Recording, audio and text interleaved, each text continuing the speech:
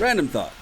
You're out here in these dating streets, and if that woman who feels she has secured the man of her dreams when she's dating you decides one day to drop down on one knee and pop the question, how will you feel as a man? And I'm asking this just because, there are so many, we've seen this over the years, so many women that are proposing to guys and then, they're getting flack for it and the guy's getting flack for it. And I saw it just pop up again recently where it's happening again. How would you feel if your girlfriend decided to pop the question to you? I don't see that happening because I think not that nobody would ever want to pop the question to me. I'm not saying that. Yeah. But I gotta beg them to just go on the first date. Goddammit. Just good. Let me just get through the girlfriend stage for a bit and see what happens. But I don't see that happening because if I felt this person was the one, I'd be quick to pop the question, do it myself, and bend the knee, as they say in Game of Thrones, right? I totally would. But when you see all these videos, these women that propose to these men, I think two things. One, great. Who says that it has to be the man that does that? And if that's what they want to do, I see nothing wrong with it. Now, I don't know what their relationship is like, right? But let's say if he's not putting in much effort and she's pushing all this, well, that could be a good recipe for soon divorce, or an annulment that's going to happen. But I see nothing wrong with it. Good for you.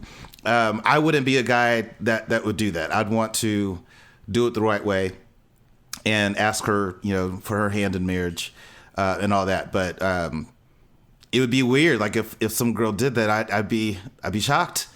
I don't know what I would do. That'd be weird. I would think I would know, right? Because you're married, right? Yeah, I am. Now, at some point, you had to get your wife's ring size and figure all that stuff out. And so know what kind of ring she wants. You just didn't go pick your own ring and give it to her. And you have to find that out somehow. Yeah. And so she has to know it's potentially coming. Of course. And so I would think for the guy, he would have to know this is potentially coming. No, and I'll tell you why. Because we're men. And as men, we don't pay attention to shit. I mean, now any man that can tell you his woman's size of everything she wears, shoes, top, skirt, jeans, ring, he's probably got some other stuff going on the side. Because as men, I knew you were going there. I'm generalizing so much, but in this case, I'm just gonna say men don't pay attention. We're the guys that go into a room and can't find shit. She walks in the room and goes, "It's right here," So I mean, I'd have to know, and so for that sense, I say that to say, does the man have to know that she's actually looking for a ring? No, because a woman can measure your finger and get the ring size without you even knowing. She just, let me see your hand real quick. And, a 7.5.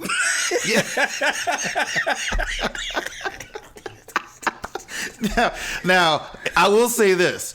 If I was lucky enough to have a woman that wanted to propose to me, great. But I want to see what that ring is going to look like, because I worked in the jewelry store. I worked at K Jewelers years ago.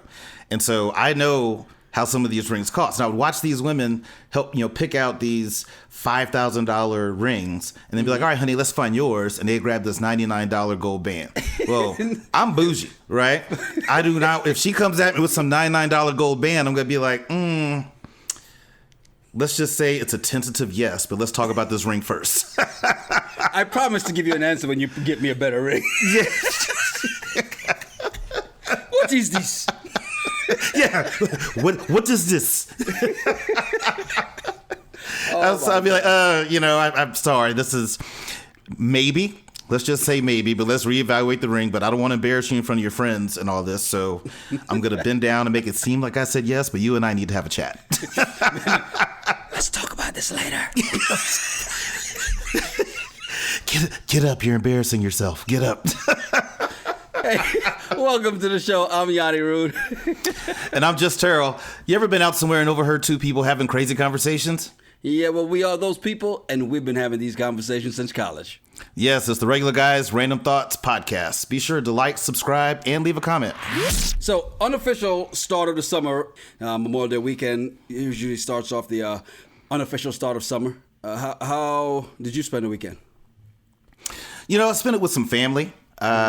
And just got I needed some sleep. So I slept in a little bit over the weekend, but spent it with family. But, did think about those servicemen and women that we've lost.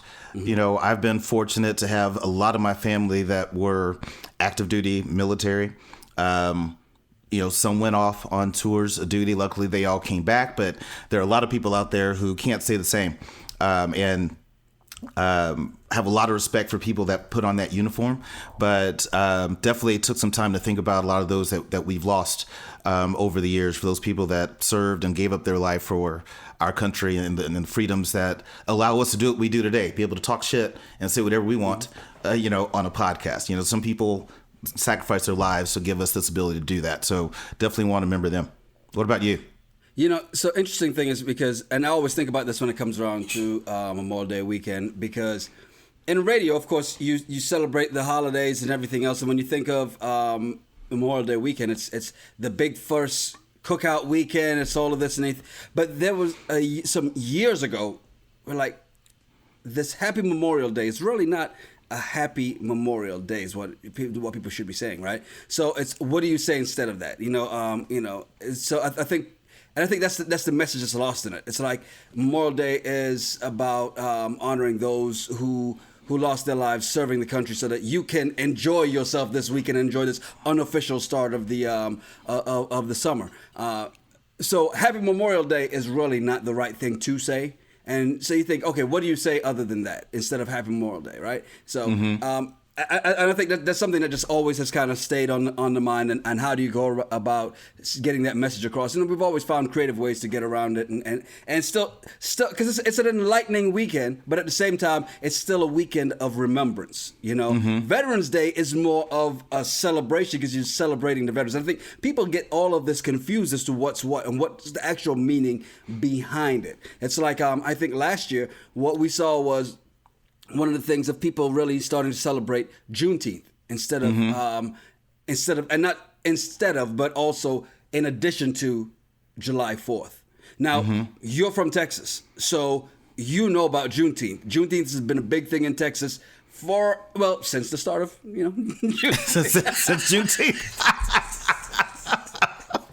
But because I never heard of Juneteenth until I got to Texas, right? Yeah. But it's big in Texas, but the rest of the country has no friggin' idea what Juneteenth is. And now it's great to see the rest of the country. Like I was in the Midwest last June and watching people actually celebrate Juneteenth. They go, well, what are we going to do? If we're not celebrating Juneteenth, we ain't celebrating the 4th. I'm like, well, we're going to celebrate Juneteenth. We always want another reason to celebrate. So, yeah. And at least understanding the meaning behind it and the reasoning behind it, I think is one of those things, and celebrating the real reasons behind these holidays and why you have time off. It's like when MLK Day comes around, what are you going to do? Take the day off, or are you going to go put in some community service? Well, I find it interesting because I've seen that even every year, whether it's Memorial Day, Veterans Day, people trying to correct everybody, because there's not a day for active military duty. So there's not a day to celebrate those people who are currently active in the military, right? There is every flight. Every flight. Oh. But I think when I think about Memorial Day and I think about Veterans Day, I look at Memorial Day as a time to remember those that sacrificed that we lost.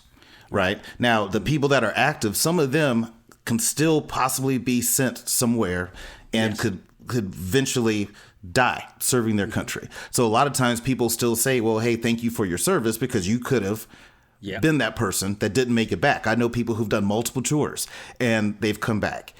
So to me, it doesn't matter. What we're saying, just as long as we're remembering and thankful for the people who have lost their lives doing military service, but also thankful for the people who still do it and who are active and who are veterans. It's like, to me, why split hairs over that? And I've seen people like, no, you're not supposed to think. I'm like, just calm it down. Who cares? You know, so as long as we're remembering the troops that we've lost and the troops that are serving, the troops are getting remembered is the important thing, in my opinion. Right. Exactly. The sacrifice, the ultimate sacrifice. So, yeah. You know, I don't know how to make this pivot any smoother, so we'll just do it. Make a hard left turn to the reason this whole podcast started. Amy Cooper. Back in the news because she's suing her former employee. Okay. You've been an Amy Cooper defender from the very beginning. Well, what? Don't Fox News me again. I was not an Amy Cooper supporter.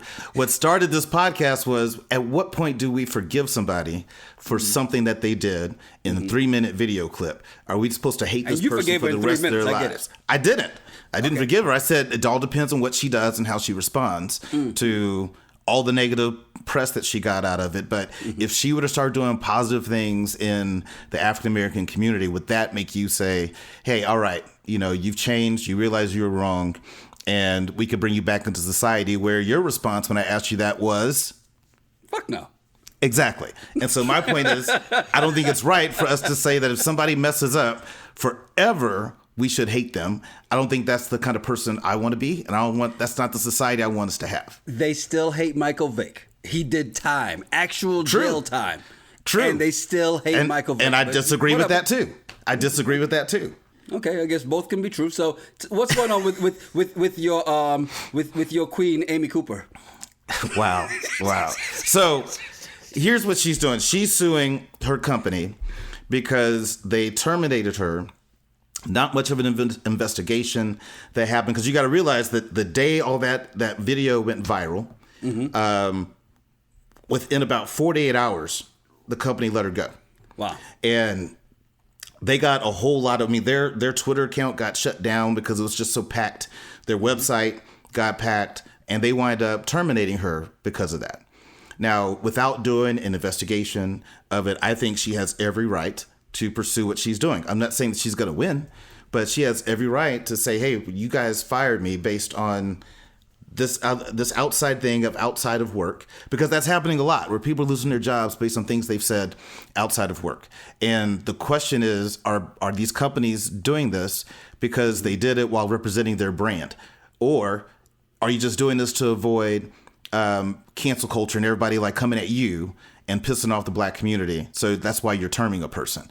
I think you have to do the full investigation and see. And it really all depends, maybe what's in the clause of the contract or in the employee handbook. But I think that's happening a little bit too much, where people losing their jobs and livelihood because of the stupidity they had in a 2 to 3 minute video. So I think she's entitled to sue. Now, will she win? Don't know. I doubt her lawyers are as big as that company's lawyers, and they'll probably wind up settling out of court. Is my guess, is there'll be some kind of settlement that she'll get. So she'll get paid off regardless, yeah. Right. But, the thing is, it's her fault that we got into this position, or that she's in this position. Yes. So she has to own that. But should her company have fired her? No, not that quickly. They should have done an investigation, but I don't see how you did that in 48 hours. And just, and it was only because you're getting so much backlash. And then right after that is you had George Floyd. So many different things happened. Okay, what else do you need to see or to know about this woman who literally tried to get this man killed? It's not even a question. She made it a very clear point. I've stood by this from the very beginning, because she made it a point when, I know you have some friends who are like, oh, he's always bringing race into it. Well, yes, this time I didn't. She did. Completely from the beginning, completely on purpose, and completely with one thing in mind: to threaten his fucking life. It's what she did. There's an African American man and he's threatening my life, and put on that scared white girl voice, thinking it was going to save her ass. And yeah, you know what? Then guess what? Now it's on you. Okay, because you had the most meek, mild-mannered black guy you could find out there. Because she didn't get one of them Leroy's out there with the pants sagging and the Timbs on. No, she got bird watching, and not the other bird watching guy who's watching, ladies as they walk by. He's got an actual bird watcher, meek, mild-mannered Clark Kent, and she goes out and tries to do this to him. I'm sorry. She got what she deserved in this case. And Is there a decency clause? And I get where you're saying, like, oh, they didn't do this enough, but what else is there to investigate? What do you want them to take more hours out of the day for? In 3 minutes, she tried to kill that man. In 3 minutes. So why in 48 hours couldn't they fire her? Well, I don't know what it's in their handbook or their clauses, but at her level, she was not just some, call center customer service agent. So Exactly. you got to think, what damage could this do to the company? I just don't think they took the time to do their due diligence to say, if we term her right now, what could potentially happen? And I think she has a right to try to sue because she can no longer get the same type of job that she's had. And that's, again, her fault. But she can't get the same type of job that she's had. So I think she has a right to do it. Now, was she wrong? I don't argue that. I don't argue that she was wrong in what she did. I'm not trying to justify anything that she did in that video. What I'm saying is that for her employer to term her that quickly, I don't think they did enough due diligence on it. And so she has a right to try to sue for that. And I know this is your area of expertise. So you work in HR and recruiting and hiring and all. You know more about that than I do, right? In that sense. However, you also know that with the title that you have, Mr. H, HNIC. When you get these certain titles, what happens is that there comes a responsibility because you're no longer speaking for yourself. You're speaking on behalf of the company. And that means your actions, you're never off the clock. You know this. You are never off the clock. There are weekends that you go and you've been working all day Saturday, all day Sunday, and then Monday it picks right back up. You've had those. So it's not like you're off the clock. You're never off the clock. Even on vacation, you'll answer your email if it's needed. Because of the position that you're in. When you're elevated to a certain position, there's a certain responsibility that comes along with it. And that's the problem with her, is that she was representing the company, whether she was on the clock or off the clock. I hear where you're going with the representing the company bit. I totally get that. But the difference is you and I say a lot of random, crazy things on this podcast. And so we are both representing our companies. Only difference is we've not said anything that's pissed off a lot of people for them to start going after our company's Twitter accounts and social profiles and websites to complain. Now, if we do, if there's if somebody gets highly offended that I think a $99 gold band is bullshit and like hundreds and thousands of people start going after my company's Twitter, yeah, I'm probably gonna get fired. Right? Or potentially be reprimanded. But if they did it within 48 hours, without even talking to me, without even trying to understand, without watching the whole video to get the full context, I would have a right to try to sue.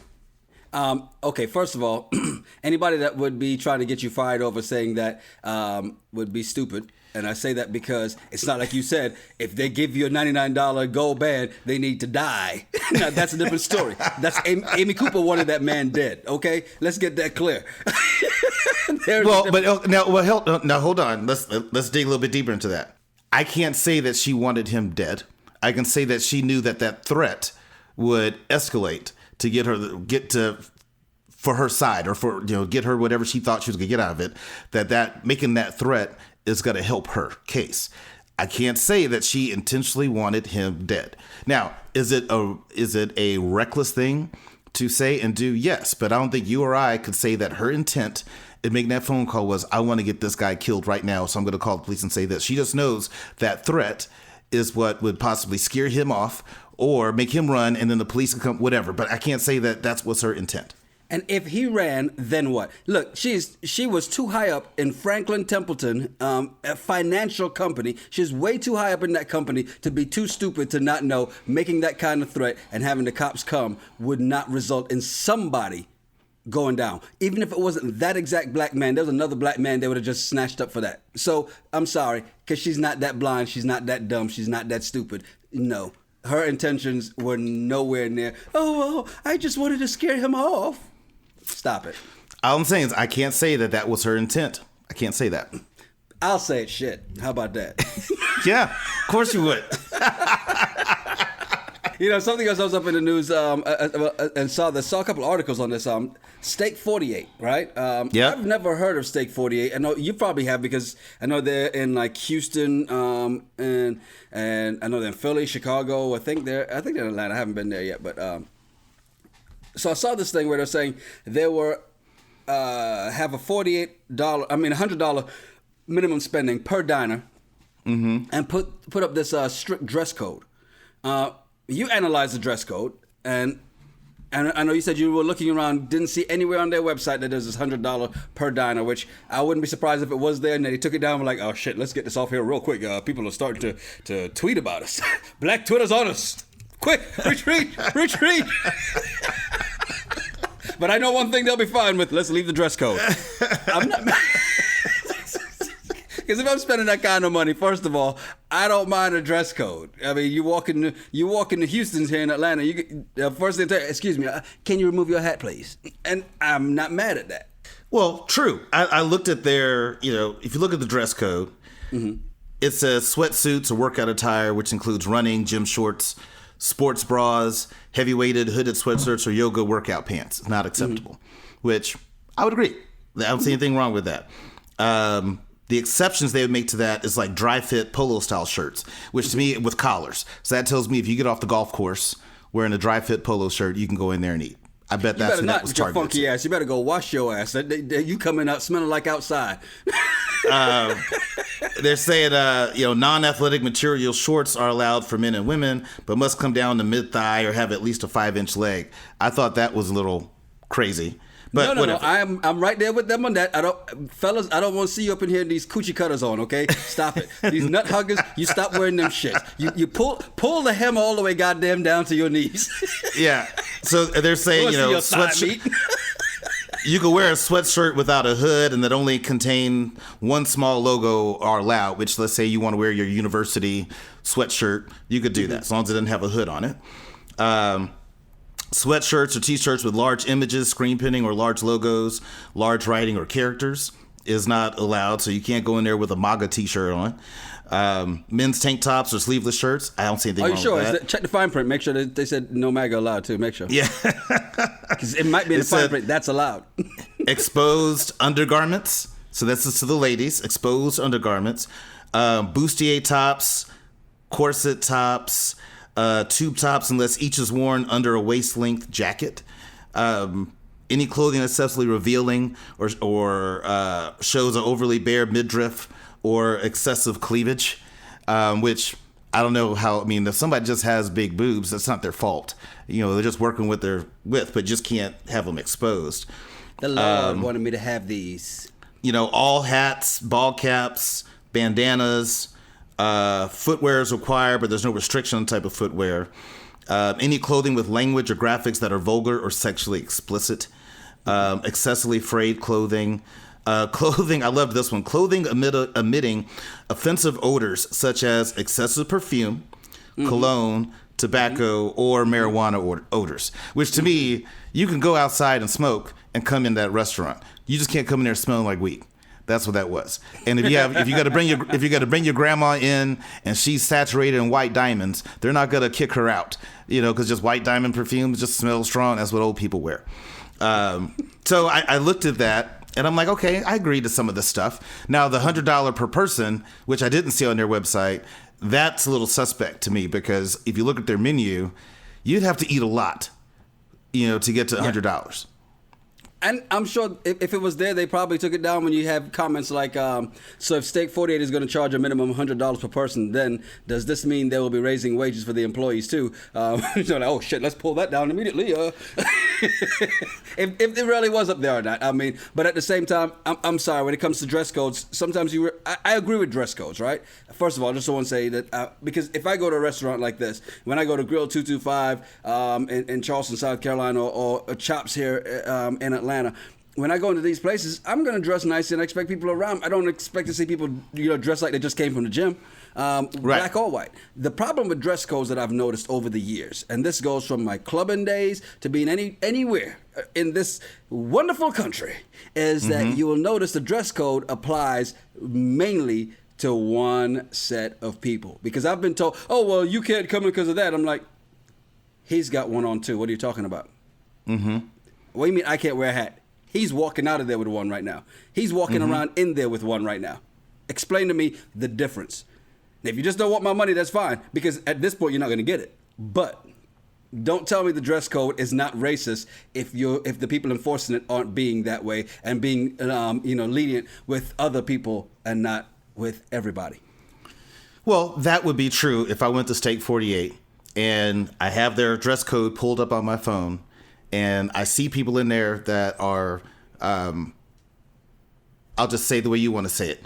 That I see white people in there wearing yoga pants, don't say hooded that, sweatshirts, and all that stuff. And I'm just like, wait a minute. So I thought you couldn't wear this in here. Why are they able to do it? You'd be 100% right. But to make the assumption that just because there's a dress code and they did that to target black people, I don't agree with that. I'm with you on that. And yeah, as long as, I don't agree with that. It's enforced across the board. I have no problem with dress codes.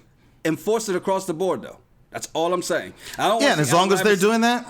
As long as they're doing that, great. In there in his doggone jersey eating. No. I know he's Allen fucking Iverson, but he needs to be adhere to the dress code too. But that's gonna happen. But that's gonna happen.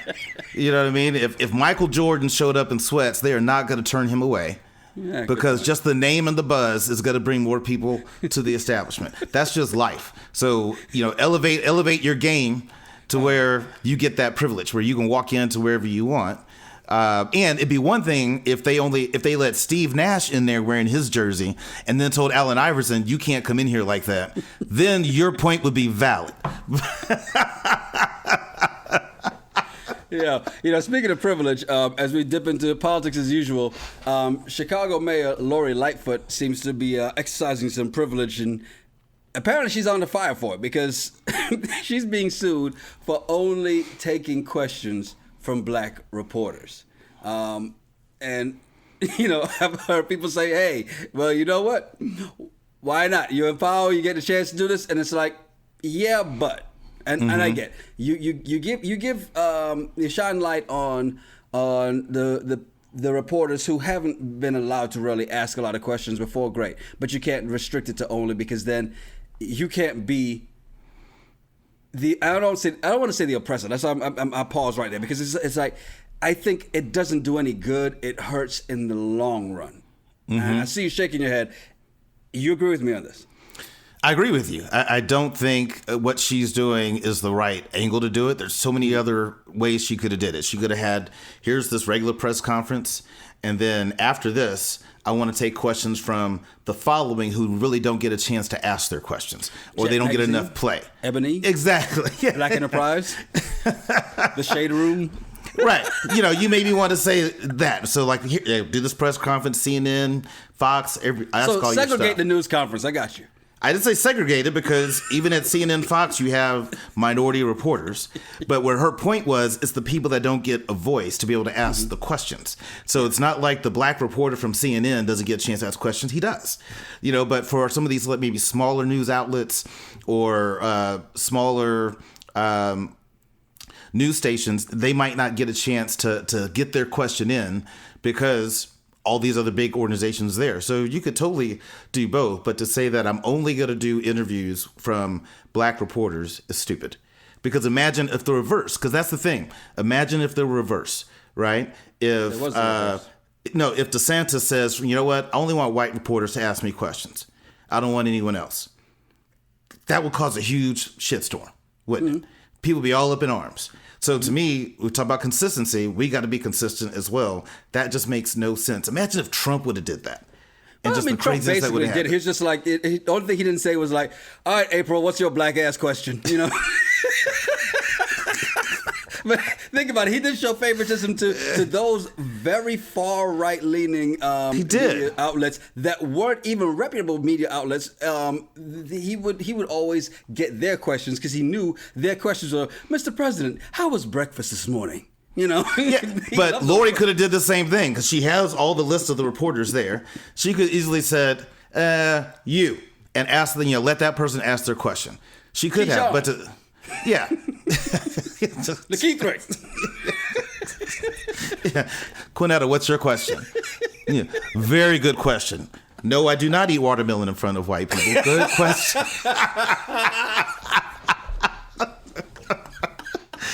But all I'm saying is there's other ways that she could have did it. The way she's going about it just, to me, was bad. It'll be interesting to see what happens with this because the lawsuit's coming. And yeah, lawsuit is definitely coming for sure. But she brought that on herself, in my opinion. Yeah. But speaking of brought it on themselves, Ted Cruz. Ted Cruz, got to do it. So he lashed out. Brian Williams called him Kremlin Cruz for his comments about what you brought up last week regarding the Russian military video. I like that. And I just laughed. So he's trying to lash out at that. He was upset. And then come to find out, one of the Capitol riot suspects drove to Ted Cruz's home to try to befriend him. This is one of the people that showed up with a whole bunch of guns and all that type of stuff. Now, hopefully it was to befriend him and not hurt him. Definitely won't want to see that. But so just craziness with him and what he talks about. The dude is just a turd, at the end of the day. And he's an unstoppable force in a sense, because the more we have this conversation, I'm starting to lean almost closer to you that Texas is going to flex us. And Indeed. This dude's going to get elected again, but I'm still going to keep saying it, damn it. Vote him out. We have to work together to vote this guy out of Texas. He's also putting together some, helping put together some of the voting bills to, let's just say, restrict certain people from voting. Of course. I mean, the thing with Ted Cruz is, and I saw him out there trying to defend and tweet, well, see, this is not about American or Russian, because if you look back in the great days of Make America Great Again, you can see this. And it's, tweeting these old misogynistic views. I mean, these are definitely out of time. All right, you're talking about 60s TV commercials that are showing in the military, but that mindset was so different then. That was 50 years ago. Very different then, right? And he's it's not about male or female. It's this and that. Trying his best to defend himself. And Ted, stop it. I mean, let's be real. He has this view that he is more than he thinks he is.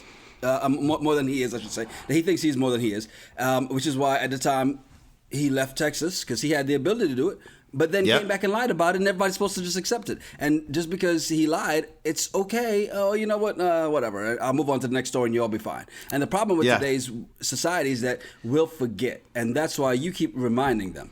And I applaud you for that. I applaud you for continuously reminding people in Texas about Ted Cruz going to Cancun, then going, oh shit, I'm catching some backlash. Let me go back. So he flies back into the country, does not quarantine, goes straight out and hands out water and, taking photo ops of people, hugging people and whatnot, and, spreading the good old Rona all around, potentially. And you want him voted out. And I applaud you for your efforts.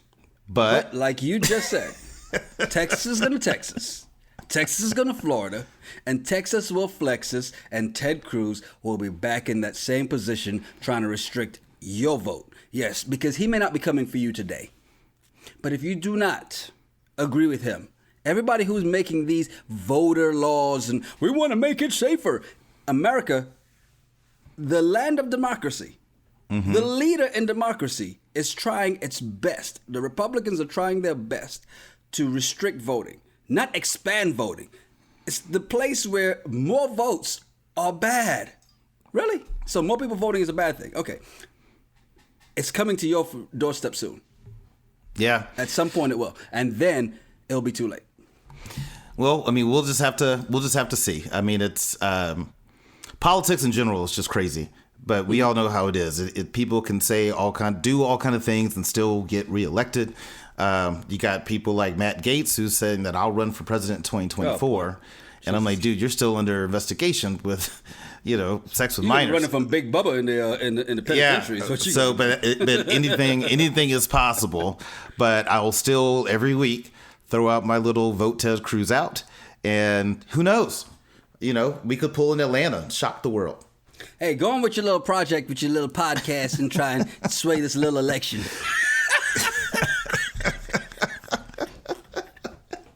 Oh, my God. I know you've been keeping up with the NBA playoffs. The Lakers out yet? No, Lakers are still in. We play today. I like how I say, like, we play, like I'm suiting up. You're suiting up, yeah. But that's how I feel emotionally. But we're leading the series against Phoenix 2-1. Keep in mind, we're recording this Sunday, so I know you're hearing this on Monday, so the game's already happened. He's going to predict the 3-1, I figured, but go ahead. Of course. So we'll be 3-1 by the time our viewers listen to this. Okay, so if it's 2-2 now, what do you say? Then I say it looks like we lost. Oops, my bad. Yeah, my bad. Erase. We'll edit. We'll edit tomorrow. We ain't editing shit. Yeah, edit tomorrow. I'll wash my shirt. You wash your shirt. That way we can wear the exact same thing, and we'll just make a quick edit if we have to. So there you go. But no, the playoffs are going pretty well, because keep in mind, last playoffs was in the bubble, and so no one really had home court advantage. Right. And so I think you're seeing a difference. What that makes is when you have your fan base with you, the players play a lot different, which of course I think the shocking thing so far in these playoffs has been the Milwaukee Bucks Miami Heat series. So those two met up in the East Finals in December, and the Heat won. Right. This playoff series, they met up and Milwaukee swept them 4-0. So whatever adjustments Milwaukee did to get ready for this season paid off in spades, because they just whooped the Miami Heat throughout this whole thing. So good luck with the Bucks, but the Bucks look serious. You got Philadelphia 76ers are looking to sweep the Wizards. They're already up 3-0. So you got some good games, some good matchups going on. And then I still predict that the Brooklyn Nets are going to somehow implode, and they're going to lose to themselves, because everybody just thinks the Nets are that amazing that they're going to take it all the way. I just don't think so. I think something's going to happen internally, that they are not going to be the team that's going to go all the way to the ship. So I'm going to catch up with all of this when they get to the finals, and the final two teams, I'll watch that, because I have no stake in this game. I will say, though, I was watching LeBron's The Shop Uninterrupted. He had Jay-Z on there, Bad Bunny, and I forget her name from the WNBA, and I think the other guy's name was Paul Rivera. But the interesting thing was what LeBron said about Orlando. And he's like, "Yeah, I'm never going back to Orlando." And he said, well, "What if you get traded to Orlando?" He said, "Well, I'll retire." He said, "I think I still have PTSD from the bubble." I was like, all right. I just thought that was hilarious. It's interesting the way he kind of put that. He's like, "Yeah, I'll retire. I've got enough time." Yeah. And if you haven't seen that, I would say go ahead and watch it on HBO Max. It's actually a pretty interesting conversation. Again, I love LeBron as the man that he is, the person that he is, the stuff that he's doing outside of basketball. I just hate that he flops like he's playing football and always flopping every time. You're too big to be flopping. Stop that shit. You know what? If you're gonna pump your chest when you dunk on somebody, stop falling down when a point guard touches you. Just happens to breeze by you a little too close. Stop it. Man up. Well, I think if LeBron ever was to retire, and he will eventually, has to, he's either going to retire a Laker, or he's going to get traded to Cleveland for one day and retire as a Cavalier. I think he is going to retire a Cav. He has to just to do that for the city. The love that he has for Akron and for Cleveland. I think he did what he had to do when he went back to Cleveland, gave them the championship. It was like, all right, I went to college in Miami. I came back. I gave y'all what we wanted, the city needed. Now I'm going to go live my life and set up for the next part. I'm not mad at him at all. And you notice, Cleveland wasn't mad at him when he left the second time. No. Because he gave them what he said he was going to do, and then left to go let me do this for my family and my legacy. Yeah. So. Totally fine, but I don't blame him. I couldn't imagine what that bubble life was like, even being that wealthy. Because here's the funny thing is, a lot of us were broke, and we had to quarantine at home. Mm-hmm. They're loaded. Yes. And you're being restricted. You know what I mean? Because right now, if you had LeBron James money, no one could tell you shit. You'd be like, no, I'm going into Steak 48, and I'm going to wear my flip-flops, tank top, and a baseball cap, and you better give me I'm going to adjust my Speedos, goddammit. So, I don't blame him, but it's turning out to be a pretty decent NBA playoff, and it just feels good to see fans in the stands, and it's getting to that point where we're feeling closer to whatever normal was for a lot of people. We're not there yet, but it just feels good to start seeing that. So I'm excited. You live in Texas. I'm in Atlanta. It's back to normal already. You know that. Hell, I went to an Atlanta United game, and it was the first game of the season. There was 40,000 people in that place. Yeah. It's back to normal, okay? And you know what's also back to normal? The world of hip-hop and basketball, because, you know, J. Cole had gone and joined the Rwandan Patriots, right? This in this African basketball Africa League. And he played 3 games. Now, he was obligated to play 3 games and up to 6 games. He did 3, then left, due to family obligation. However, it could have just been that he wasn't as successful as he wanted to be. I mean, his stat line when he finished was 5 points, 3 assists, and 5 rebounds in 45 minutes coming off the bench in 3 games, right?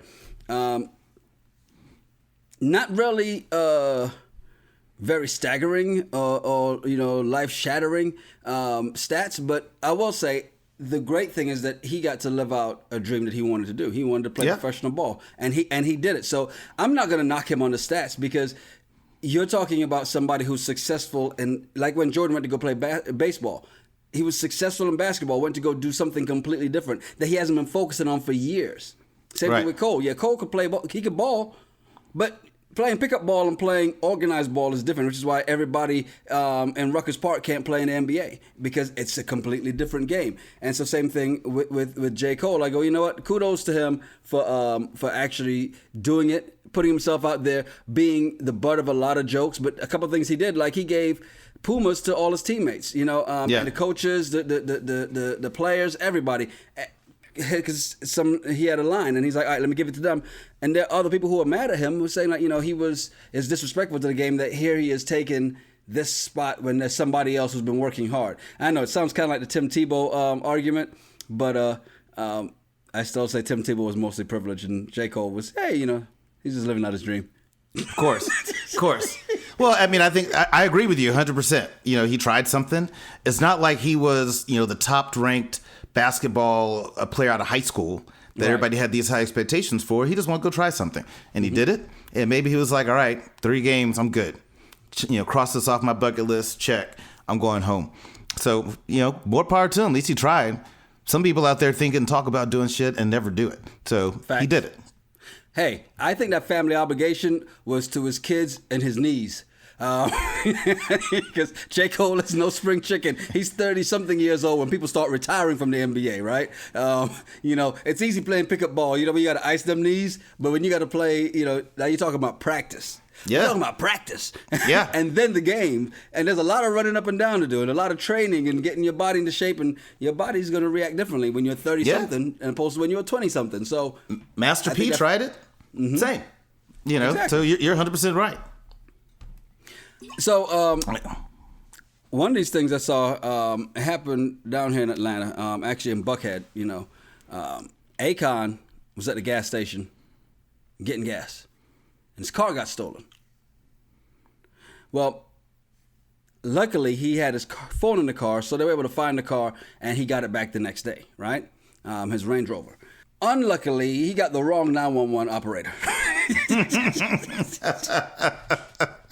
And when you hear this 911 operator and what she has to say, oh my God. Yes, how you doing? Yeah, I was just carjacked at the gas station for my Range Rover. And what gas station? What's the address? It's 761 Neiman's Marcus. But I have a tracker. Listen, 761 Neiman Marcus is not a street in the city of Atlanta. What's the address you're at so I can get a police out there to you? Yeah, the police is on their way, but they've been on their way for a whole hour. And you say you were carjacked? Yes, ma'am. At gunpoint? No, I wasn't at gunpoint.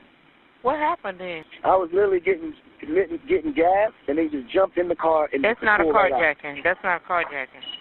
Oh, okay. Someone stole your car. Yes, ma'am. So I think he got the wrong operator on the wrong day. Things are just not going well for Akon that day. Yeah. Because that was funny because she was like, well, where are you at? What's the location? And the address he gave, she said, that's not an address in Atlanta. And she's like, what? I forget the name of the street, but it's not Neiman Marcus. Neiman Marcus. Neiman Marcus yes, what the store. Yeah. And so she's trying to, which to her point, she's just trying to seek to understand what had happened. Listen. It's my car. Somebody else jumped in it and took off with it. I just need my shit back. I don't need your smart ass comments. I don't care what's going on your day. It's that when you go through the drive-thru, you don't need that smart ass comment from the person back there. Just give me my fries. So same thing. Look, call the cops. Tell them I'm over here. I need my shit back. All right, that's all he wanted. He didn't need all that from her. I mean, and interesting thing is, so I had one of my LBs had his car jacked that way too. He was at the gas station, had his keys in the car still, obviously. And while he's pumping gas, as soon as he finished pumping gas and he pulled the nozzle out and closed it and was putting the handle back up, the pump back up, they jumped in the car and took off with his car, right? Well, his phone was in the car, so he called his phone and they answered it. It was these kids.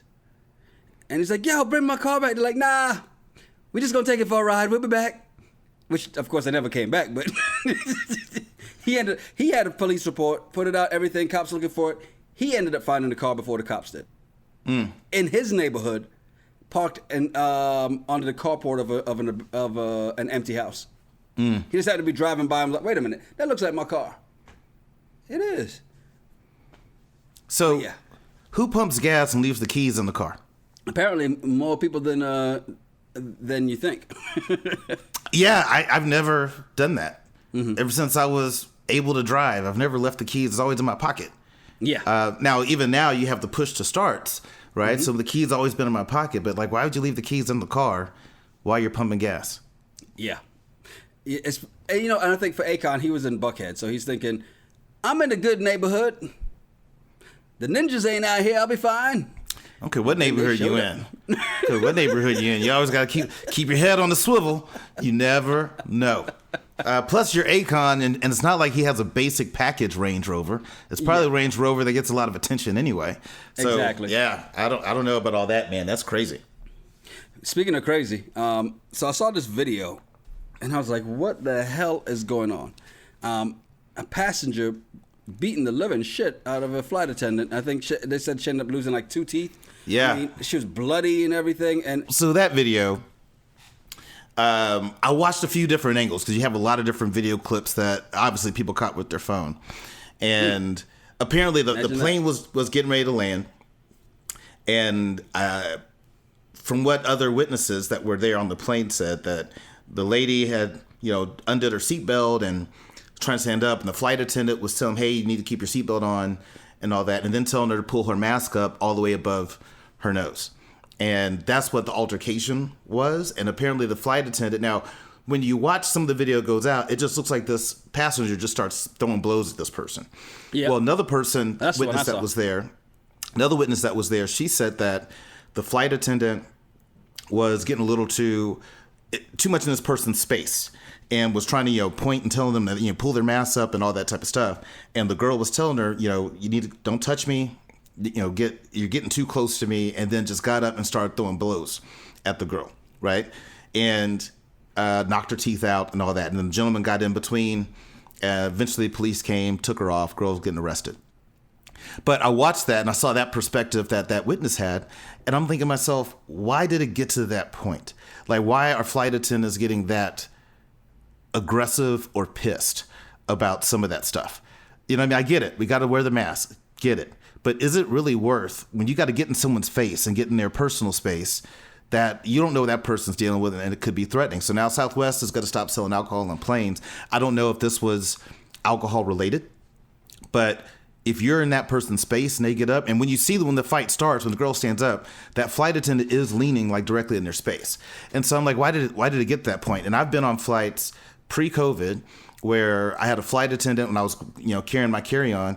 She just looked down, she goes, oh no, and tries to grab it from me. And I was like, no, what are you doing? She goes, this is too big. I'm like, no, it's not. I've been flying this Southwest for 2 years with this bag. I'm a Rapid Rewards member. This is not too big. And the captain had to tell her to calm it down. And so then I, put my bag up. I had to put it sideways because it didn't fit the regular way, but it still fit. So then we land, and when I'm exiting the plane, this lady, flight attendant, gets back in my face, and she had handwritten me a grid of the type of luggage that fits and what I should carry. I'm like, she was that pissed off that whole flight that I got on that plane with that she had to do that. Like, why do we get to that point? So to me, when I watch the different videos, different angles, part of me says the flight attendant was at fault too. Quick question: was her phone number on there as well? No.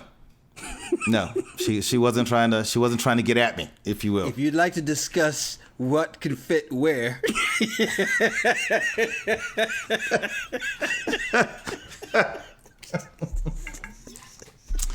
Wow. I got nothing for that one. Come on, man. My mama be listening to this podcast. What you doing? Like, baby, then you should have taken care of business. Yeah. No, but I've seen flight attendants just do some stuff that I'm like, I don't understand why it got to that level. Yeah. And why does it have to get that aggressive? Okay, but the passenger was obviously wrong in the first part. I mean, they tell you this before you board the flight. You have to wear your mask above your nose, covering your mouth, covering your nose while you're on there. It doesn't matter if you've been vaccinated or not. I remember when I was traveling first, they're like, yeah, when, of course, when unless you're eating. And then now, I remember the last flight I was on, the flight attendant was very specific. And even if you're eating or drinking, you take a bite and you put your mask back on. I'm like, she's a little excessive, but you know what? Whatever, because that's a little much to ask somebody while they're eating to, it's just too much, way too much, right? But at the same time, I do agree that flight attendants can get a little snippy at times, but their job is never easy either. And you know this, you've dealt in customer service, the customer's never always right. I wouldn't even go as far as 50-50, but, it's just, I know that's the golden rule. Is the customer's always right. No, sometimes they're dead ass wrong, and they still want to act like they are absolutely right. So this person was still wrong. If you take your seatbelt off prior to, they just have rules that you got to follow along with. And if you're standing up in the middle of while they're in the landing pattern, that's a problem, because now you're not just endangering yourself, you're endangering others. If something happens, they hit a spot and you go flying, now you hit somebody else, regardless, their rules, follow the rules. If you would just comply. But they don't. People don't, right? And so, yes, they're supposed to wear the mask the whole time on the plane. People don't. Yeah. In the airport, you're supposed to have your mask on the whole time. People don't. So, but is it worth creating that type of altercation over? No, I don't think so. When the pandemic first started, a lot of uncertainty. So I get how some of those situations escalated. Like we saw in the videos when people first started flying again. But just calm it down.